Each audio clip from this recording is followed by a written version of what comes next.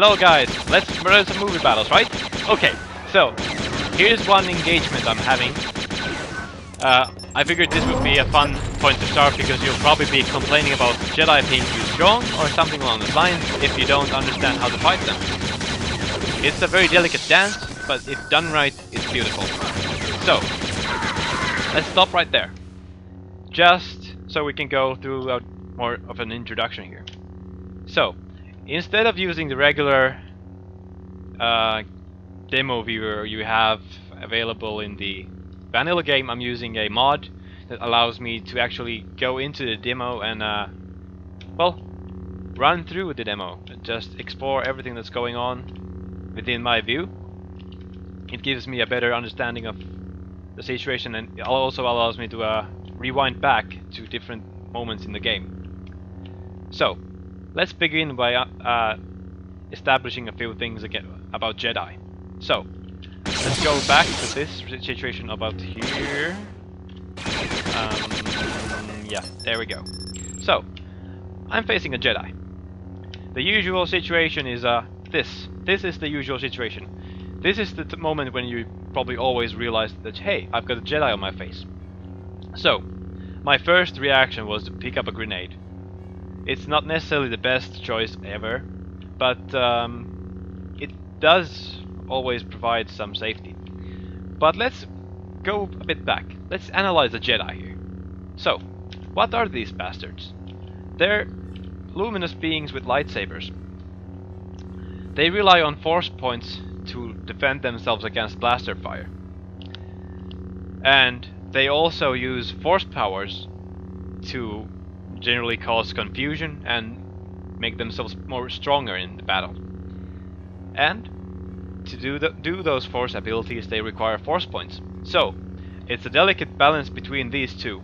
They will always have to balance it out by trying their best to use the force to confuse you while also keeping themselves safe by having enough force points to block blaster fire.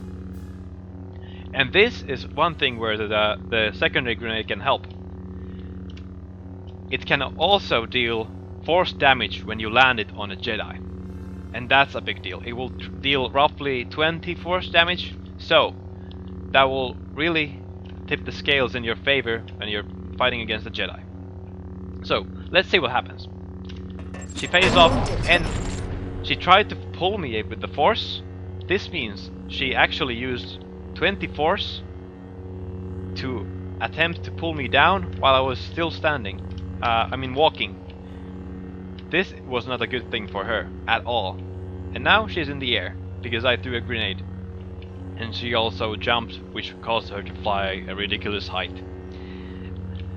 So, she's now lost force. Roughly about 40. This means she's at 60 force points. And I immediately open fire once I am able to go out of the grenade throwing mode. There we go. I wasn't able to land any of the aerial shots, sadly, but it was still okay. So, moving on. I start landing my shots here. I'll actually slow down the time here to, let's say, 0.25, so we can fully appreciate this. I'm landing my shots here. She's losing 9 force with each shot. Of course, she's generating some force back, but it's safe to say that I'm dealing enough force damage here to make her desperate. And there she goes. She makes a jump. She's gonna attack. Okay, so, because I knew that I trained roughly 40 force points from her on the first engage, and I've also now landed maybe 4 shots on her. This means she probably doesn't have enough force to use pull on me. She might have just like barely enough, but she also might not. So, because of course a first-person shooter usually is a bit more confusing and chaotic compared to an RPG or RTS, you can't always be sure. But I was fairly sure that I had drained enough force of her that she won't be able to use the force on me. That's not necessarily important here, but it's usually a good thing to keep in track of. So, what happens? She makes her desperate move here, and I crouch, because I usually try to make myself get underneath the Jedi that's attacking. This is a good way to cause confusion on a jumping attack. There we go. She actually lands on me. I think she was hoping to land beside me. As you can see, the attack is here rolling on, but it obviously misses because she's on top of me. And there we go. This was her biggest mistake here.